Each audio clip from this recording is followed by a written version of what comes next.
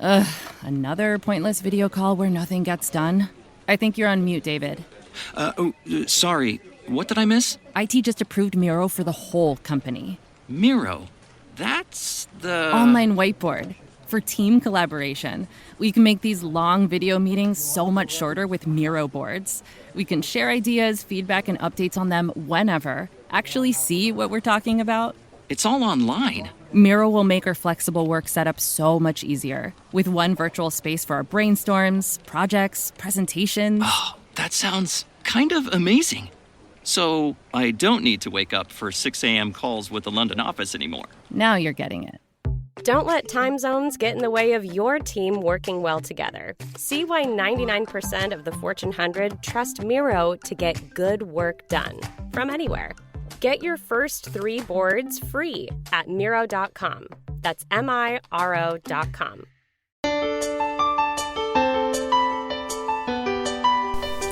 This is Dream Power Radio, the place where your dreams turn into reality. Here is your host, Debbie Spector-Weissman.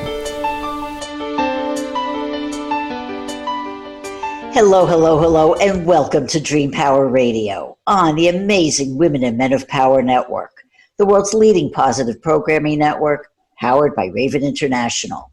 I'm your host, Debbie Spector-Weissman, the Dream Coach.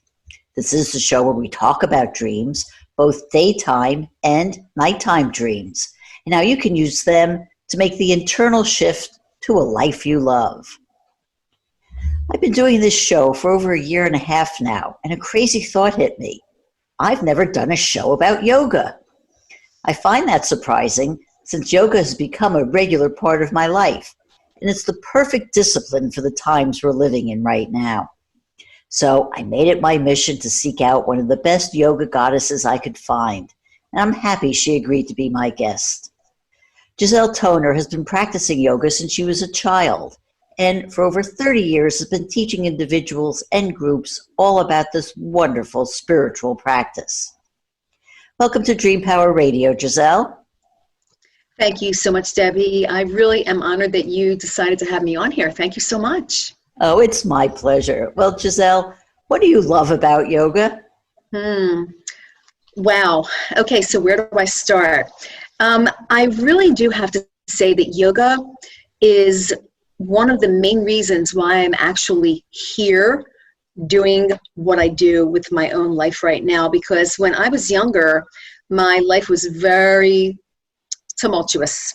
I had a lot of, unsettling things going on as a child. And I think that was one of the main reasons why yoga was something that I was very drawn to. So the thing that I love most about yoga is the fact that it centered and grounded me and actually kept me sane, happy, and connected to something much greater than myself. I tell you, yoga for me, and I think for a lot of people, take it because it's stress reducing. Not only that, but it's a good exercise. But it can also help with other health issues. So can you talk a little bit about that? Oh, absolutely. I think that there's nothing that yoga does not help, to be honest with you. And of course, I'm not making any medical claims. This is not a medical show, and I'm not a doctor. But I have to say that yoga works on such a deep level. First of all, you're getting your external physical movements. That's number one. But the breathing is so important. Your breathing is involved. If you're doing pranayama, breathing techniques while you're doing your yoga, which I know that name may be a little foreign to most people, but pranayama basically means prana is the life force. Pranayama are the yoga breathing techniques, and there are several of them that are very important. But you're getting your physical moves, you're getting your breathing, your spinal column is getting fresh blood, fresh oxygen. It's getting going forward, backwards, side to side, twisting, bending. Your spinal column is your lifeline, and it is getting invigorated. Not only that, but your internal organs are getting also stimulation just from the moves that we do, the holds and the twists and the bends and everything else. So your internal organs are just as important as your external, your physical muscles, your biceps or your external muscles are very important. But if you don't have that internal movement, massaging going on, bringing in fresh blood and energy and oxygen, you're not going to be feeling good at all, okay? So that's just the physical end. Then we have the other part, which is the spiritual end.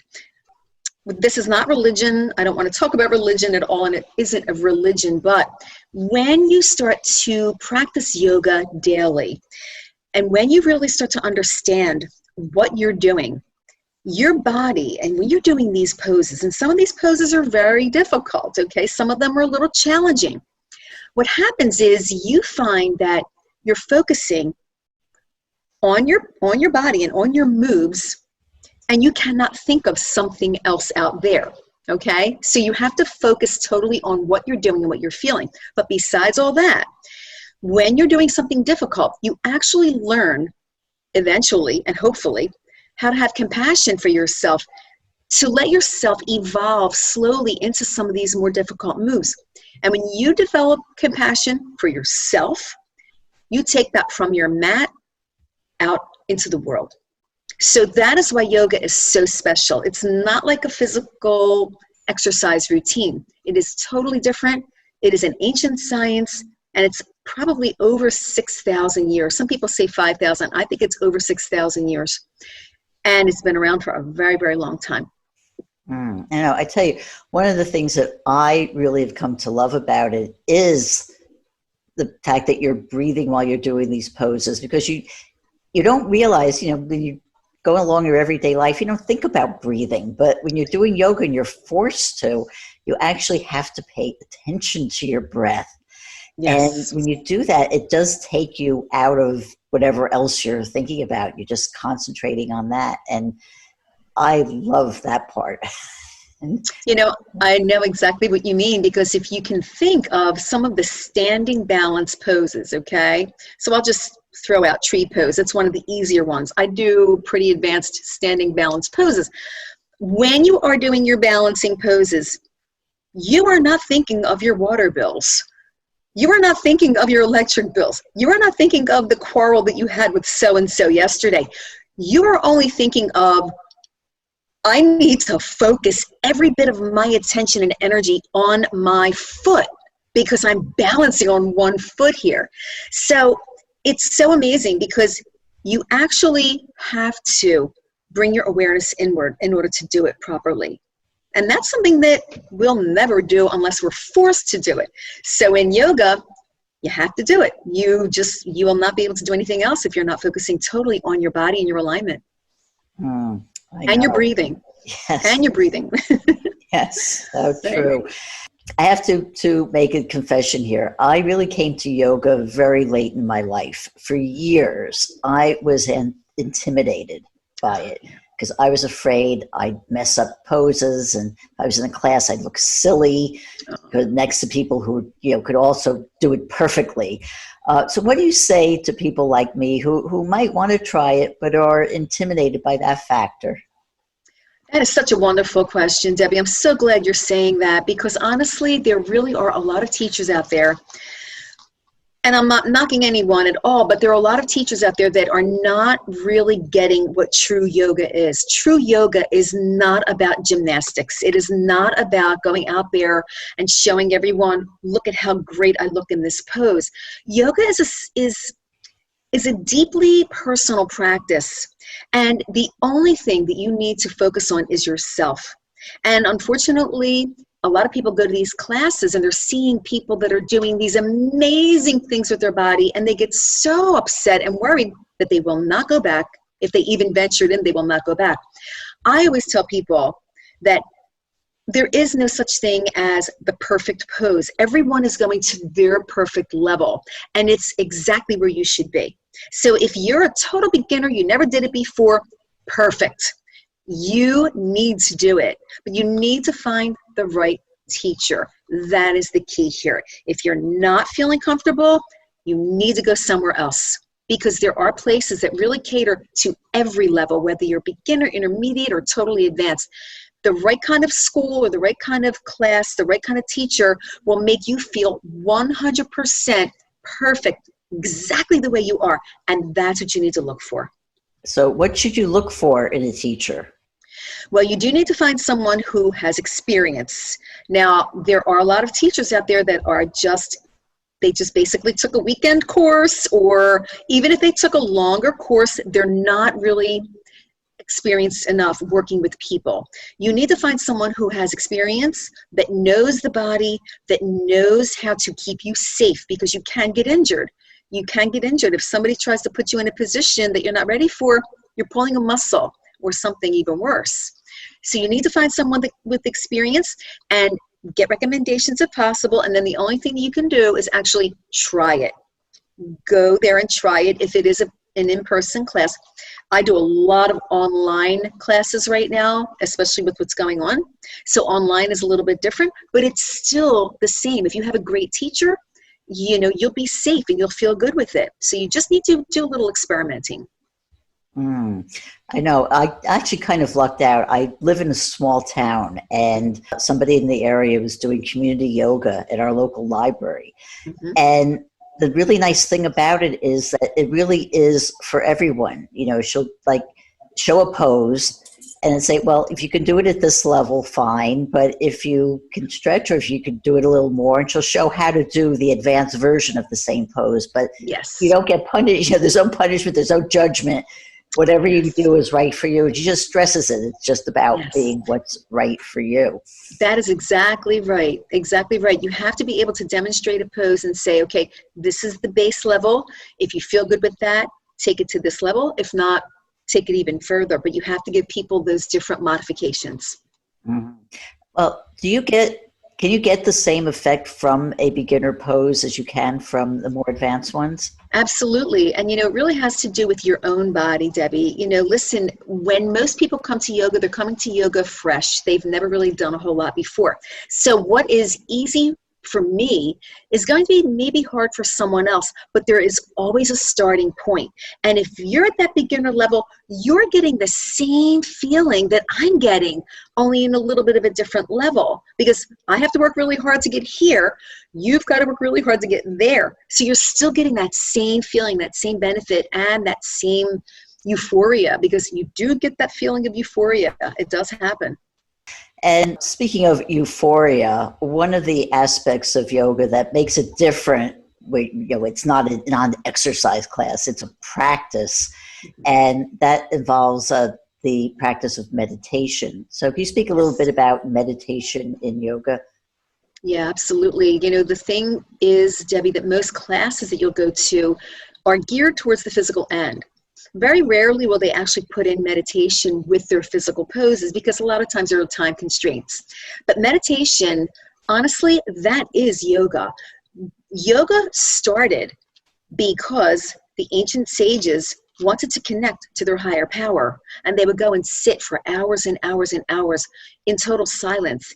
And they found that their bodies were a little bit not feeling so good from sitting for so long, so they started to do some stretches and moves. And in addition to that, they want to purify their body. But the meditation is true yoga. That is really where it all started. And if you do want to go into a meditation practice, it's very simple, but you just need some basics. If you learn the basics, it's very easy. You'll be meditating like a pro. And I seriously mean that. I know people are very afraid of meditation. They say, oh, I could never do it. You can do it. Believe me, you can. Okay, so when you say basics, what do you mean by that? Okay, so when you learn about meditation, there are certain things that you need to keep in mind. The first thing is that you've got to be able to come to it with an open mind and no judgment. So you cannot go into a meditation saying, oh, I know I'm going to do this wrong. Number one, it's easy, it's gentle, and it's non-judgmental. Those are the three things you need to understand about meditation. The thing that you do need to do, though, there are certain things. You need to make sure that you're in a quiet place. You need to make sure that you're seated upright, because if you're lying down, you're probably going to fall asleep. And you need to be able to just focus on one thing. And there are several different things that you can do. I always teach making sure that you keep it easy and simple. Just focus on your breath. So all you'll do is you'll close your eyes, stay seated upright, start bringing your awareness to your breathing. You don't have to force it, just focus on your breathing. And then, of course, your mind is going to start chattering. It's going to start saying, Why am I sitting here? This is uncomfortable. I have better things to do. This isn't for me. When you get those thoughts, acknowledge that they're thoughts. Don't judge them. And just float those thoughts away and bring your awareness right back to your breath. You may do that 20 or 30 times in a minute because your mind is going to be chattering. But after a while, you'll start to realize that those thoughts will become less and less. And you'll be focusing only on your breath. And pretty soon, you won't even know that you're focusing on your breath. That's when you go to that higher level. That is what we call the gap, the space between the thoughts. When you're in that gap, that is where genius is. That is where creativity lies. That is where you want to be. When you come out of it, you won't even know where you were. You'll say, okay, I wasn't sleeping and I wasn't dreaming, but I don't remember where I was. That's meditation. That's wonderful. And with that, we're going to be taking a short break. We're talking about yoga with Giselle Toner, and we'll be right back. Join me, my fellow Raven International podcasters, and broadcasters from around the world in a joyous salute to the heroes of the pandemic.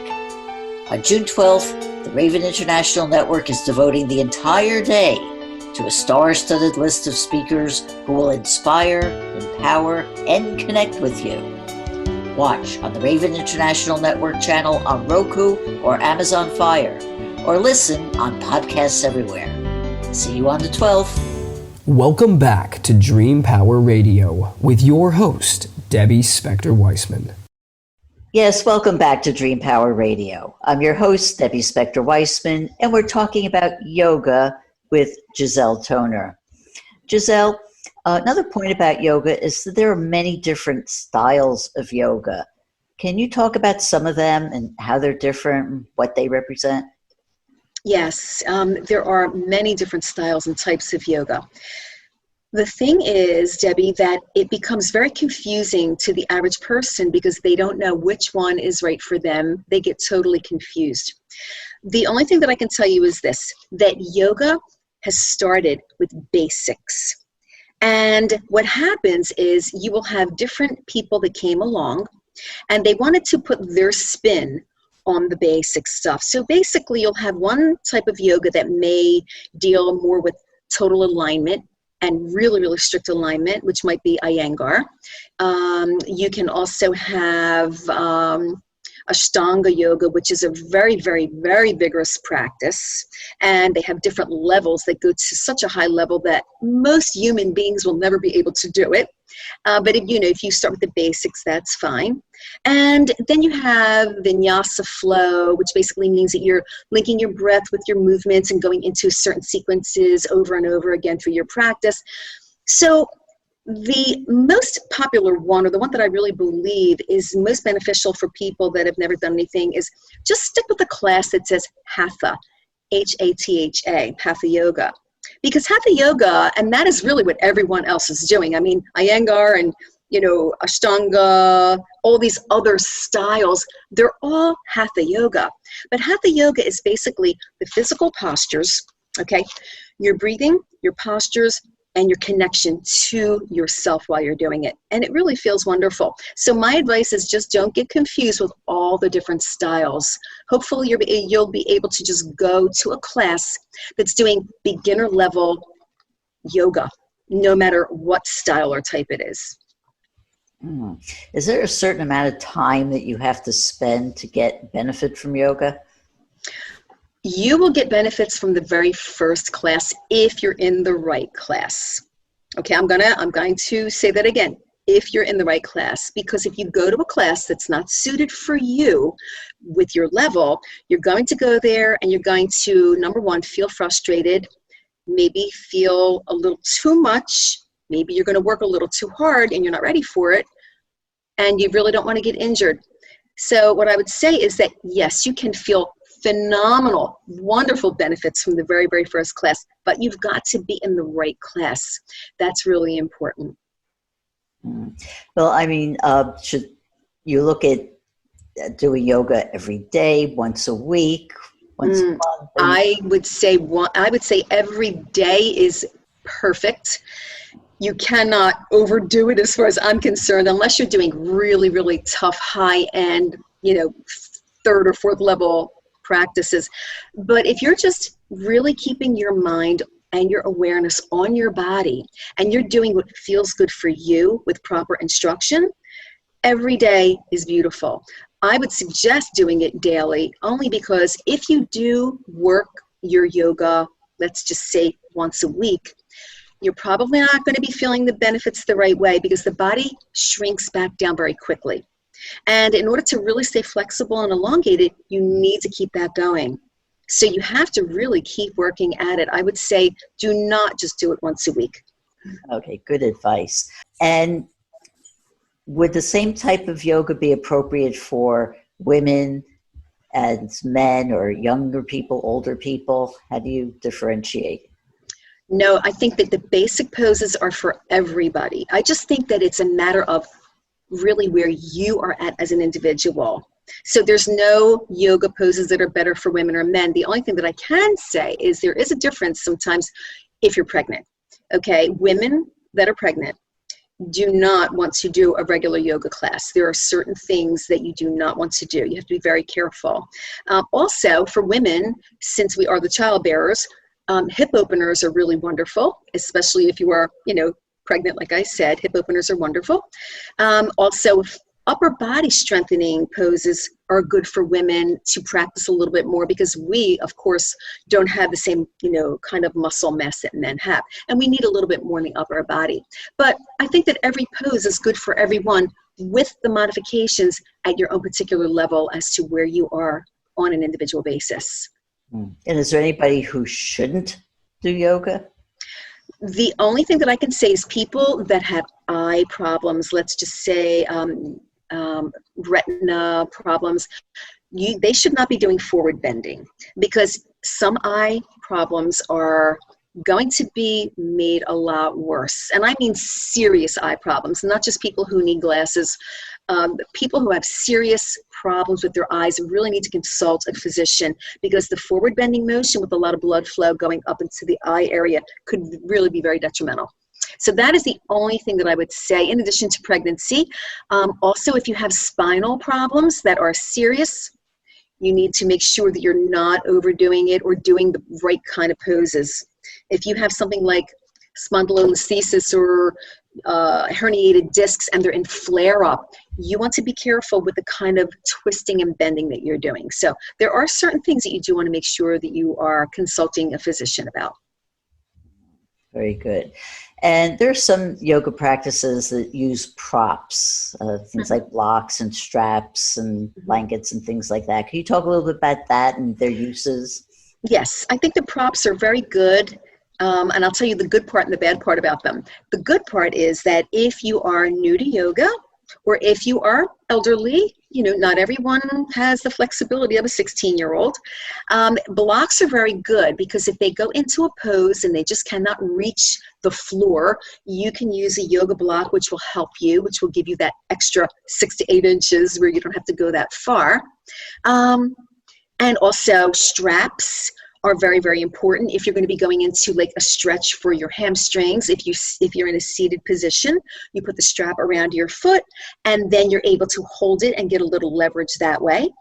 The bad thing about props is that if you are really not seriously hindered in any way, that if you continue to use props, you're not going to progress, because it's going to keep you at a certain level and you'll never really stretch fully. So I love props, but I also tell people, do not get so dependent on them, because you'll never progress. And believe me, when I'm in class with people, I know the people that need to stop using these props because they've been using them way too long and they're just staying stuck. But it is a good thing for a beginner too. Absolutely. It really is. Not every beginner, some beginners that are really limited. And also props such as blankets and bolsters, that's wonderful for restorative yoga, because when you're doing restorative yoga, you want your blankets and your pillows and you want to feel really good. So yes, highly recommended especially for the restorative yoga. Yeah, I'm glad you mentioned restorative yoga, because I'd like you to speak a little bit about that and what's involved in that type of yoga. I think that everyone needs to have restorative yoga in their life, everyone, because I practice a lot. I do have my classes. And if I didn't have at least one restorative class a week, I would probably burn out. So restorative poses are so wonderful because they really bring you back to that feeling of centered again. You don't have to work very hard. It really is a matter of opening up the body, opening up your energy systems, your chakras, especially if you have something like singing bowls. I have singing bowls, Tibetan bowls, and I use them during my restorative practice. And people just melt. They just melt. And they sometimes fall asleep, and that's totally fine. But it is so necessary to bring you back to that feeling of connection and oneness with your body and with your higher power. Yes, it is. It is. Mm-hmm. It's great. We talked a little bit about this before, about yoga not just being about the positions and the movements, and it is a spiritual practice. Could you talk a little bit about the 8 limbs of yoga and what's involved with that? Yes. Yeah. Well, there are 8 limbs to yoga, and the only one that most people know about is the 3rd limb, which is asana. Okay. But there are many more limbs to yoga. Now, there are the yamas and the niyamas. Those are and without getting too technical here, because I know that some people, they don't want to learn how to be a yoga teacher, but the yamas and the niyamas, that is basically the discipline part of yoga, where it is all about truthfulness and non-stealing and non-judgment and connection to your highest level. Those are things that are just basically a lot of times, if you're going to be a teacher, you need to study those things. And then you have the asana, and then you have pranayama. Pranayama is the breathing techniques. And then you have the 3 different levels of the meditation, which is dharana, dhyana. Then you go into samadhi, which is your connection to your highest level at the very, very highest end. So these are different limbs to yoga. And when people hear the word yoga, all of a sudden they think only of physical poses, twisty, bendy things, and getting in wonderful shape. And that is all true. But there is a lot more to yoga, a lot more to it. And how did you get involved with yoga? Well, when I was very young, as I said, I had a very, kind of like a very rough upbringing. And I found myself searching for something because my life was just not happy. And I was young. And I was always looking for something, but there was something inside of me that was unmistakable, and it was a presence. And I didn't really know what it was back then, but I do now. So that presence was always drawing me to learn more, to connect with something greater than myself, because I knew that there was something else other than the pain that I was feeling. And one day, I was always looking for this other thing. I was always either in the pet store or the library because I was just lonely and I wanted to grab onto something. I went to the library and I saw a book, and the book was fascinating. I pulled it off the shelf, and I saw these poses, and they looked like ballet, but they weren't. And I started opening the book and reading it. I must have been around 10 years old. And as I was reading, it was fascinating because I realized that it was not ballet. And then, Debbie, the most amazing thing happened. I turned the pages and I started reading about meditation. And when I read about meditation, it hit me that I was already doing that without even learning about meditation. I was already focusing on one thing and blocking out reality because it was painful. And I was just focusing on one thing, and I would do that all the time. And when that happened, I knew I was onto something. So from that moment on, I started reading the book. There were no teachers, no classes. So basically, I learned myself just from books. And occasionally there might have been a TV show here and there about yoga, very infrequently.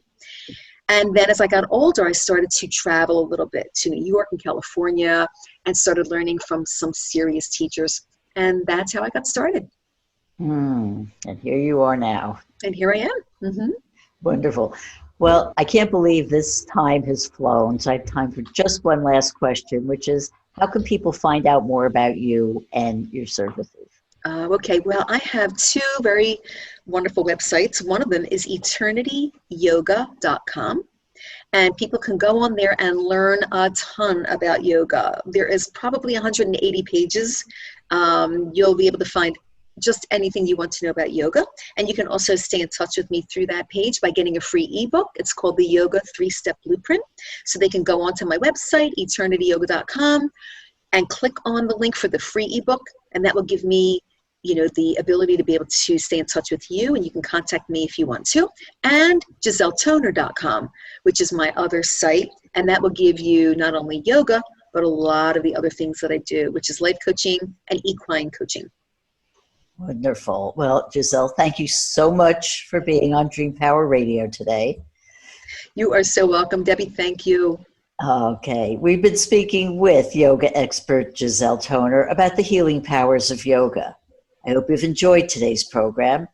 Until next time, this is Debbie Spector-Weissman saying, sweet dreams, everybody. You've been listening to Dream Power Radio with your host, Debbie Spector-Weissman. For more information on Debbie or to sign up for her newsletter, go to dreampowerradio.com. This has been Dream Power Radio on the amazing Women and Men of Power Network, the world's leading positive programming network, powered by Raven International.